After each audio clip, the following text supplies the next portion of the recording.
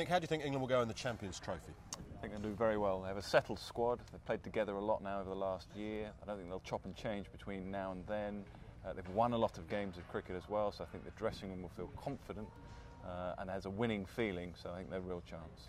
The thing is, though, people are talking about England with home conditions. The ICC take over the running of the actual grounds and the pitches, so it might not be the green and pleasant land that it might be. No, you're right. I mean, judging from the last T20 here, the last Champions Trophy here, the pitches were dry. Yeah. India, of course, won it, and spinners did come into it. But then you look at England's squad. Rashid has played a major part. I know he hasn't played particularly well in the last few games, but actually, if you go back since the World Cup, he's played a major part in their success. So expect him to have an influence if the pitches do turn, and then, of course, they have Moeen Ali as well. If England have a successful Champions Trophy campaign, will that in any way raise their confidence going into the Ashes? I don't think so. I think more so now than ever before. I think, particularly with Andrew Strauss at the helm, I think they've tried to almost separate one-day cricket, whether it be 2020 or 50-over cricket, from the Test arena. So, sure, it'll be a lift for the players, it'll be a lift for the dressing room, and for the nation, for the country, those that follow the cricketers, it'll be a lift.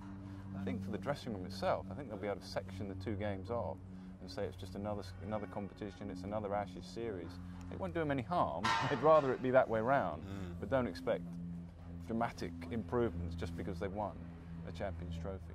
Big talking point around English cricket is potentially this new T20 competition.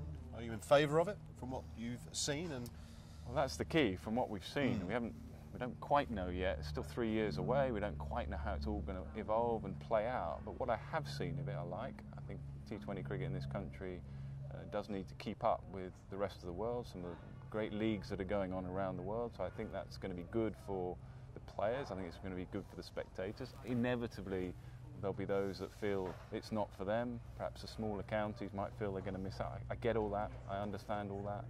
I think there's going to be some remuneration coming their way. I understand that. But I think it's going to be good for growing the game at that level. Increasing interest in the game has to be good, and I think it's a good way of doing it. Some of England's star players are out in the IPL. You've represented the IPL for us. Who's caught your eye? How have they gone so far, the likes of Stokes and Butler and Tumal Mills? Well, Stokes I think they've only played a handful of games, two Small or three sample games, size, small sample size. Stokes has scored a 50 already and impressed for the Super Giants. Tumal Mills has bowled quickly. That's what he was signed for.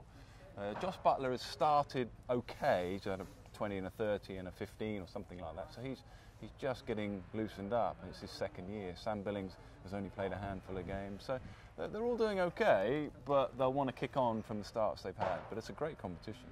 We're at the home of cricket, Test match cricket particularly. Day-night Test match cricket, yes or no for you? I'm not sure about it in this country, because purely, we stand here at Lord's, as you say. This ground is packed out. It's very well supported. It's almost an institution now in this country, Test match cricket. Though you travel, that's why you have to be wary, because you travel around the world, and Test cricket isn't like this. It isn't supported, and grounds aren't always full. So I like what I saw in Australia, at Adelaide. I enjoyed the spectacle. Now, whether the players will enjoy, the conditions change a little bit, whether that'll have an impact. And that then is where you have to throw it forward to, say, the subcontinent, where we know, having played out there and commentated out there, that conditions do change quite dramatically around about 6, 7 o'clock. So you're looking at the product then, as to whether that will be successful. I think it's worth a go. My bottom line is I think it's worth a go. Let's see how it goes. And if it does do anything in terms of bringing more interest and more spectators to Test match cricket, then all to the good.